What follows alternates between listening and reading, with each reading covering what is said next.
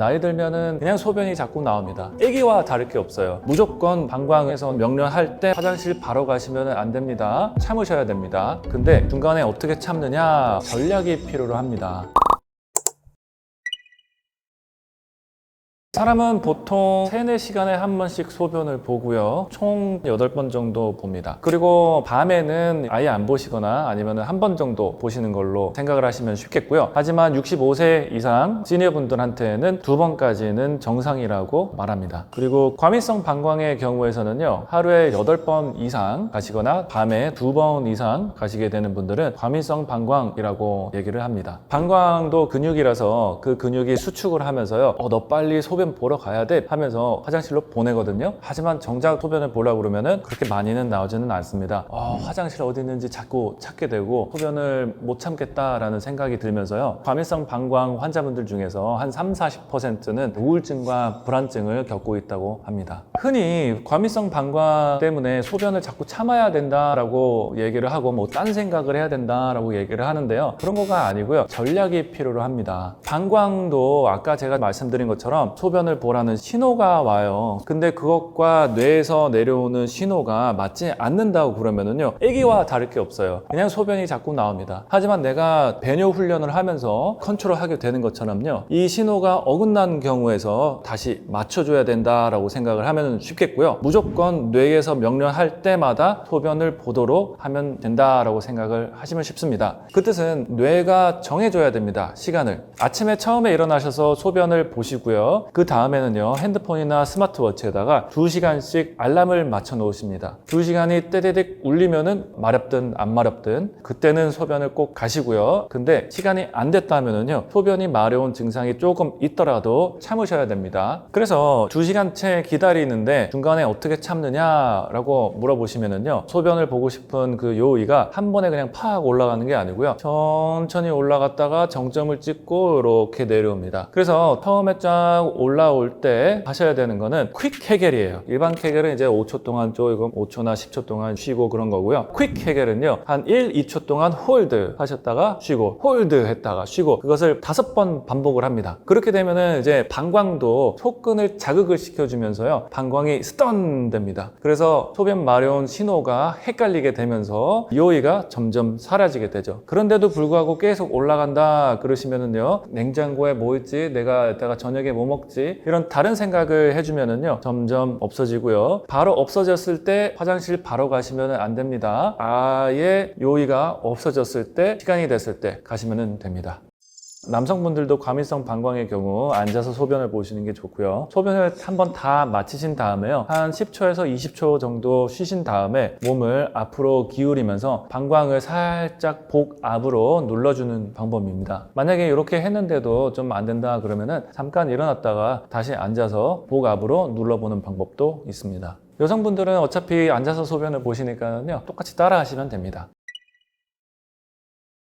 방금 말씀 나눈 과민성 방광이 낮에도 소변을 자꾸 많이 보게 만든 것처럼 밤에도 괴롭히거든요. 정말 야간요는요. 밤에 일어나서 소변 양이 꽤 많습니다. 하지만 내가 푹 자다가 잠깐 깼는데 소변이 마려운가 안 마려운가 모르다가 가야겠다. 그래서 소변 보는 거는요. 불면증 때문에 야간요가 생긴 거라고 생각을 하시면 됩니다. 잠이 깨고 난 다음에 한 몇 분 후에 소변이 마려운 것을 느껴서 소변을 보시는 거 라고 생각을 하시면 쉬울 것 같습니다. 진짜 야간요는요. 야간요가 생기는 원인들을 다 배제를 하고 나서도 밤에 소변을 보시는 양이 많다라고 하실 때 저희가 진짜 야간요라고 진단을 하고요. 그런 경우 말고도 전립선 비대증 때문에 고생 많이 하시는 분들 전문의를 찾아가셔서 꼭 상담을 하시고 치료를 받으시는 게 좋습니다. 약을 시작하는 것을 너무 꺼려하지 마시고요. 가만 놔뒀다가는 수면의 질이 떨어지기 때문에 빨리 치료하시는 것을 권장해 드립니다. 여러분들 멜라토닌 잘 아시죠? 멜라토닌이 밤에 나오는데요. 그게 신장에 가서 작용을 해요. 그러면서 소변을 덜 만들게 하거든요. 그 뜻은 해가 지면은 소변이 덜 만들어져야 된다라는 신호가 나오는데 자꾸 물이 들어가면은 헷갈리게 돼요. 해가 떠 있을 때는 물을 많이 드시고요. 해가 질 때부터 물 섭취는 줄이시는 게 좋겠고요. 또한 어쩔 수 없는 경우에 술이나 카페인을 밤 시간에 드시게 된다 하더라도요. 최대한 취침 아침 시간 4시간 전에 다 끝내고 주무시는 것을 권장합니다. 그리고 또한 여러분들 약들 좀 드시잖아요. 이뇨제, 혈압약 이런 것들 드시는데요. 그것뿐만이 아니라 당뇨약들 중에서 자디앙이나 포시가와 같은 경우에서는요, 당을 소변으로 내보내기 때문에요, 저녁 시간 밤에 드시면 소변을 너무 많이 보시니까요, 주로 아침에 드시는 것을 권장해 드립니다. 여러분들 하지정맥류,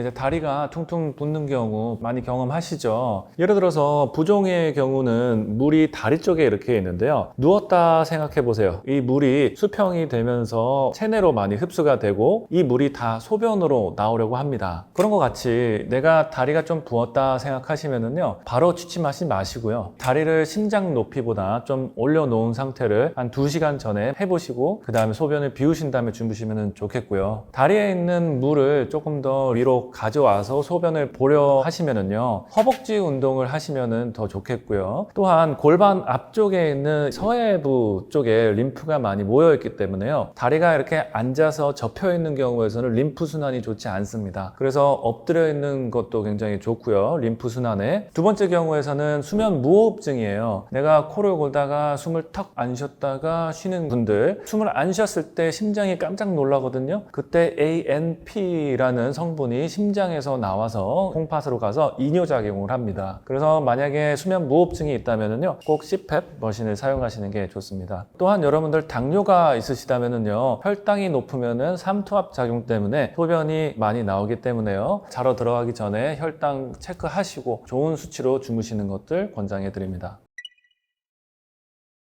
많은 선입견을 갖고 계신 것 중에 하나가 나이 들면은 다 수면이 질이 안 좋아진다 라고 생각을 하시는데요, 제 환자분들 중에서도 10년 동안 수면제 드신 분들도 다 수면을 개선을 해드리거든요. 가능합니다. 90대쯤 가셔가지고 너무 피곤하시면은 낮잠을 잠깐 주무시는 거는 맞지만 70대 중후반까지는 낮잠을 안 주무셔도 밤에 푹 주무시는 것까지 이루실 수 있습니다. 아침에 일어나서 멜라토닌이 싹 없어지는 것도 여러분들 잘 관리하시는 게 좋아요. 이것을 잘 나타낸 연구가요, 2013년에 콜로라도에서 진행이 됐는데요, 전등에 노출되어 있는 대학생들과 직장인들을 모시고 일주일 동안 캠핑을 갔는데요, 그분들의 멜라토닌이 언제 생기고 언제 끝나는지를 보면은요, 모두 다 해가 떴을 때, 해가 졌을 때 시간을 맞춰가지고 멜라토닌의 분비가 이쁘게 변했습니다. 그렇게 보시는 것처럼 강한 햇빛이 눈에 들어오면은요, 멜라토닌이 정리가 되니까 여러분들 아침에 일어나셔서 창문만 열지 마시고요, 밖에 나가셔서 햇빛을 쬐시는 것을 권장해 드립니다. 그리고 새벽에 출근하셔야 되거나 아니면 밤에 출근을 하셔야 되는 분들을 위해서는요, 인조로 1만 럭스 라이트를 만드실 수가 있어요. 밝기를 나타낼 때 럭스라는 단위를 쓰거든요. 실내 환경에서는 한 2000에서 3000 정도 럭스라고 보시면 되겠고요, 바깥에 나가서 낮 시간에 럭스를 따지면은 1만 럭스까지 되고요, 여름철에는 한 2만 럭스까지 됩니다. 그만큼까지 차이가 있는 밝기거든요. 그래서 아침에 일어났는데 개운하지 않다라고 하면은요, 1만 럭스의 램프 구매하실 수 있으니까요, 앞에 놓으셔도 되고, 너무 눈이 부시다 그러면은 오히려 위쪽에 놔둬서 그냥 정말 햇빛처럼 만드실 수가 있습니다. 멜라토닌을 얘기했기 때문에 아데노신을 빼먹을 수가 없는데요, 아데노신은 일반인들이 이해하기 쉽게 풀어 해석하자면은 피로감이라고 생각하시면 좋아요. 점점 아데노신이 쌓이는 거가 피로감이 쭉 쌓이다가 잠을 자면서 확 해소를 하는데요, 커피는 아데노신 차단제거든요. 아데노신을 없애주는 게 아니고요, 밀어줘요. 그래서 아침에 일어나셔서 내가 잠을 잘 자고 개운하다면은 신선함을 가지고 업무에 임하시면 될 건데, 모터로 카페인을 마셔서 아데노신을 쭉 오후로 밀어가지고 카페인 크래쉬가 오거든요. 그래서 커피를 마시기에 좋은 시기는 아침 9시나 10시 정도 됩니다. 아침 업무 다 보시고 커피를 그때 드시면은 카페인 크래쉬가 저녁 시간 5, 6시에 오기 때문에요, 커피가 잠을 깨는 거다라고 생각을 하지 마시고 아데노신을 나중에 미룬다라고 생각하시면 좋겠습니다.